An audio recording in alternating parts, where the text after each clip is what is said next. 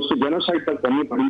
तो ये जो इजराइल का डर खौफ और औरत था तो खत्म हो गया था। और साफ वेस्ट प्लस वेस्ट अमेरिका की 52nd स्टेट कहा जाता है कि ये जो आप कहने थानेदार जो होता है रखा हुआ आपने, ये बुलडॉग है इस इलाके में, तो उसका था उसको रिस्टोर करने के लिए। एंड देन ऑफ कोर्स जो ईरान का न्यूक्लियर प्रोग्राम है उसके ऊपर डेफिनेटली डिफरेंट रीडिंग है, लेकिन वो कहता है कि they are very close. American कुछ थिंक कहते हैं कभी दूर है। मेरी अपनी असेसमेंट है कि शायद दे आर वेरी क्लोज, और हो सकता है कि इसी जंग के दौरान जो है आई थिंक ओवरली ये डिक्लेयर कर दें। मेरी अपनी असेसमेंट में भी रहा। तो ये एक फैक्टर था कि अगर न्यूक्लियर वेपन आ जाते हैं तो फिर इजराइल पे चेक लग जाएगा, साफ है फिर तो सर्वाइवल की बात होती है। लेकिन इस लड़ाई के बाद आई थिंक तमाम के तमाम जो ऑब्जेक्टिव थे इनके वो आई वुड से जिस तरह भारत के साथ हुआ प्रिसाइसली वही इजराइल के साथ हुआ है। मैं हमेशा कहता हूँ कि मोदी ने कुछ ना कुछ एक और बनाया हुआ था, लोगों में थोड़ा बहुत साउथ एशिया में डर था, मेरी बड़ी पावर है। लेकिन सदाई के बाद इतने एक्सपोज हुए कि नेपाल, श्रीलंका, बांग्लादेश जैसे लोग भी इनके भीटे मार रहे हैं कि अपनी औकात देखो, और अभी तन के खड़े हुए सामने। सो आई थिंक ये अल्लाह ताला की कुदरत भी है। फिर आई वुड से कि ईरान के लोगों की कुर्बानी है, हमारे लोगों की, और या फलस्तीनियों के खून की कुर्बानी है जिसने उनको एक्सपोज किया है, और बड़ी बुरी तरह I think they have been expose. और मैं कॉस्ट बता दूं, जो पहला इंटरसेप्शन कल किया था इजराइल ने, तो $1.5 बिलियन का ड्रोन का जो आप कहने असर लगा था। जस्ट टू स्टॉप इसके अंदर आई थिंक 60% हिट्स है। अगर उन्होंने मेरे हिसाब में 300 मिसाइल फायर हुए थे तो 150 लगे हैं जाके।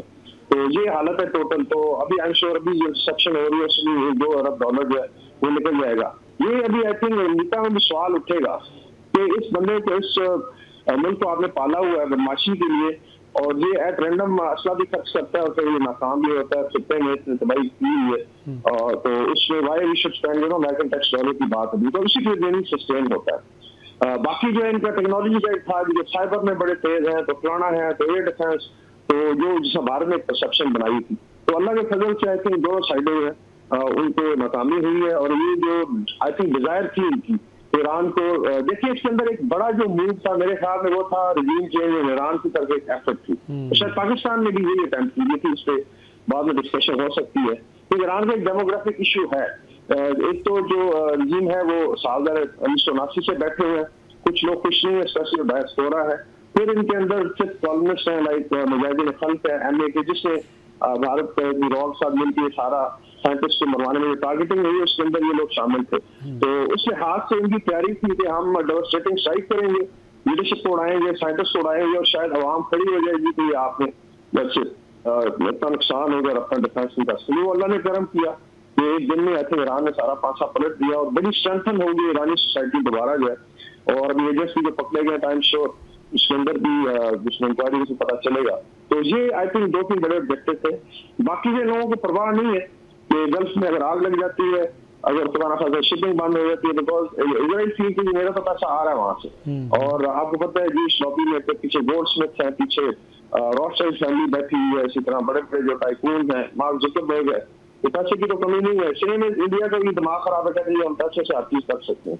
तो आई थिंक इनका जो ऑब्जेक्टिव थे बड़ी बुरी तरह वो शटर हुए, और शायद जिसका आप कह रहे थे कि उसमें फेज था ईरान को डेंट करके एक रिवोल्ट उसमें ला के और खुदा से तबाही करके। तो रिजीम चेंज आप देख रहे हैं, लीबिया में अभी तक सूरत नहीं है, इराक अभी तक अनस्टेबल है, सीरिया अनस्टेबल है। Regime change basically destruction of a state, कहने के रिजीम चेंज होती है, बहुत सी जरूरत वहाँ पे आ गई है। तो आई थिंक ये डिजाइन का डिफीट हुआ है, और अल्लाह ने करम किया है कि चीजें तरक्की। मेजर डिजाइन ये था कि पूरे इलाके को ये स्टेबलाइज करके उसको सबड्यू करके, और फिर जो ग्रेटर विलेज की बातचीत होती है, क्योंकि उसमें कुछ प्लाइंट स्टेट्स हैं जो शायद मान जाती हैं कि हेजमनी को, और ये तो हमको खुशी रहते। लेकिन आई थिंक ईरान ने बड़ा अच्छा सांस लिया है। That's why Pakistan Iran Turkey I think they should get their act together, और अच्छे स्टेटमेंट आ गए हैं आई थिंक हमारी पार्लियामेंट से, और उम्मीद है कि चीजें अल्लाह ताला करेगा बेहतरी की तरफ जाएंगी। ठीक है वकार हसन साहब, अब जैसे कि इसराइल और ईरान की जंग के हवाले से अमेरिकी सदर का प्यूटन से रब्ता तो हुआ है डोनाल्ड ट्रंप का, और सऊदी वली अहद भी इसका हिस्सा बने हैं। बाकी ममालिक खासतौर पर चाइना और बिलखुसूस पाकिस्तान का आपके ख्याल में किरदार क्या होना, क्योंकि स्टेटमेंट्स तो आ रही हैं ज़िम्मेदारान की, और बड़ी खुशाइंद स्टेटमेंट्स हैं। ईरान का जो है वो उसके साथ ज़ाहिर यकजहती भी किया जा रहा है। वज़ीर-ए-आज़म शहबाज शरीफ ने भी रब्ता किया मसूद पज़ेश्कियान से। अमली तौर पर पाकिस्तान का कोई रोल, कोई किरदार आप देखते हैं या एक्सपेक्ट करते हैं कि होना चाहिए? ये देखें, आई थिंक 10th मई के बाद बड़ी चीजें चेंज हुई है।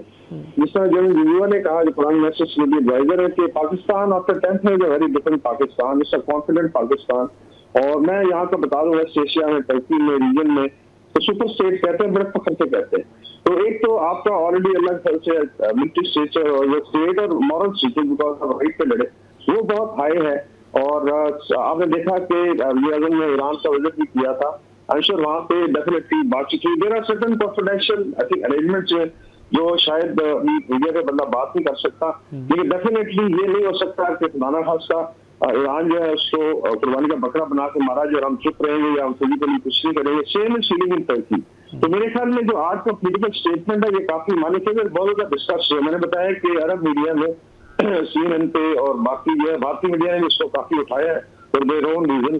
तो वो जो इंटेंट है आई थिंक पोलिटिकल डिस्कशन में आप देखते हैं, कहा था कि हर किस्म की जो है लेट्स से डिप्लोमेटिक है, moral, and then they said कि हम इसको मजबूत बनाएंगे। तो साफ ज़ाहिर है इसके अंदर एक इशारा है कि खुदा न खास्ता अगर ईरान की सर्वाइवल की बात आती है तो उसमें मेरी पाकिस्तान के पास जो भी रिसोर्सेज है वो भी जो उसमें इस्तेमाल हो सकते हैं। और मेरे ख्याल में पाकिस्तान इसको एक तो इस्लामिक पॉइंट ऑफ व्यू से देख रहा है कि हमारा ब्रदर मुल्क है और इट्स नॉट बी वीकेंड। दूसरा ये है कि हमारा अपना भी इंटरेस्ट है कि खुदा न खास्ता जिस तरह टर्की में फीलिंग है कि अगर ईरान डाउन होता है तो फिर ये जो है एक्सटेंड करेगा क्योस से हमारी तरफ, तो उसके लिए भी आप समझे कि हमारी लड़ाई ही लड़ रहे।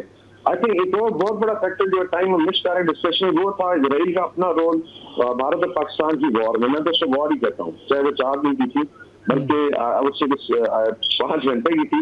इसके अंदर बड़ा डायरेक्ट इन्वॉल्वमेंट थी। आई थिंक 150 to 200 इनके ऑपरेटर्स आए हुए थे जो ड्रोन यूज हुए और इजरायली जो सोशल मीडिया पे मजाक कर रहे थे और जो एंजॉयिंग इट जब हालांकि हमने काफी उनको टेक डाउन किया। और यहाँ पे बड़ी उम्मीद थी कि पाकिस्तान जो है उसके ऊपर इजरायली टेक्नोलॉजी का रोक डाला जाएगा। इसमें फ्रांस का अपना एक रोल है, लेकिन Israel was almost directly involve.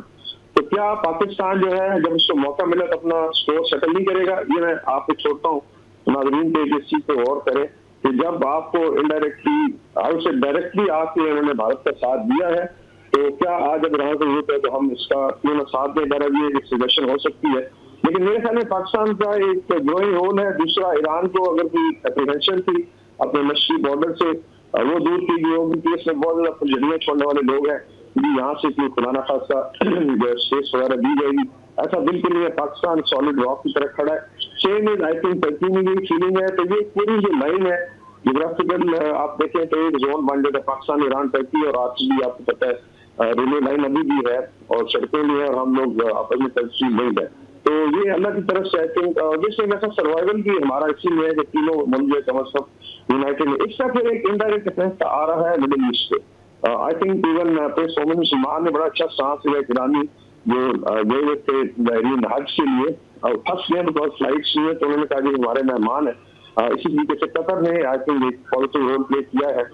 बाकी जो है बाय आज आप देखेंगे कि अरब स्ट्रीट जो है इस तरफ आ रही है। फलस्तीनियों को सबने देखा है, they are Arab also, they are our brothers, और जितना उनके साथ जुल्म है बल्कि जेनोसाइड हुई है तो ये हर एक के दिल में है इरिस्पेक्टिव ऑफ प्लेयर से। अगर गवर्नमेंट्स की ओर आप करें मजबूरियां हो, इवन इजिप्ट पे बहुत ज्यादा प्रेशर है। मैं बता रहा हूँ कि लोग आके बाहर बैठे हुए हैं उनके बॉर्डर पे कि हमें जाने नहीं। तो दीज आर द चेंजेस जो आ रही है। मेरे ख्याल में ग्रोइंग रोल होगा और इसमें जरूरत भी है बिकॉज आपने देखा कि जब हमारी लड़ाई हुई थी भारत के साथ उसमें टर्की और अजरबैजान बड़े प्रोमिनेंटली सामने आए, not only moral support but हर लिहाज से डिप्लोमेटिकली। बाकी हमारे उनके साथ डिफेंस कोलैबोरेशन भी है, जॉइंट प्रोडक्शन है, ड्रोन्स भी है, सरकान मिशन फाइटर तैयार हो रहा है इंशाल्लाह ताला। तो वो भारत को बहुत चुभी थी और भारत ने फिर अटैक किया, कहते एकदम बंद करें और आपको पता है ये जहाज गया उसका भी नाम टर्की की कमी मेंटेन कर उससे लगाया गया। तो ये सारी फीलिंग बड़ी कॉमन है। आई थिंक ख्वाजा आसिफ साहब की जो बात बड़ी वजन रखती है कि now the Islamic world should get together. अल्लाह ने ज्योग्राफिकली देखे you can travel by road, जहां से मराकश तक आप जा सकते हैं। मतलब अल्लाह ताला ने नेचुरल आपको कनेक्ट किया हुआ। साउथ में आप अफ्रीका तक जा सकते हैं, इसी तरीके से एशिया में, साउथ ईस्ट एशिया में आपका लिंक इंडोनेशिया तक है, बांग्लादेश है।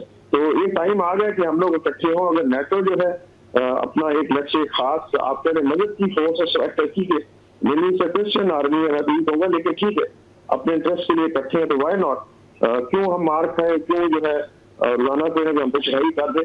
और जस्ट इमेजिन कि ईरान पाकिस्तान टर्की सिर्फ इकट्ठा कर ले तो ये कम अज कम जो है ये 40 करोड़ की आबादी बन जाती है, 45 करोड़ की, तो क्या इतनी बड़ी पावर को हाथ लगा से अफगानिस्तान है, तो भी हमारे भाई हैं ना, और लुकिंग एट इट, उन्होंने I think by and large Iran को विस्फोट करना शुरू कर दिया, बिकॉज दे आल्सो फील के they are fighting for the cause of Palestine. तो मेरे ख्याल में अल्लाह ताला बेहतरी की तरफ चीजें मूव करेगा।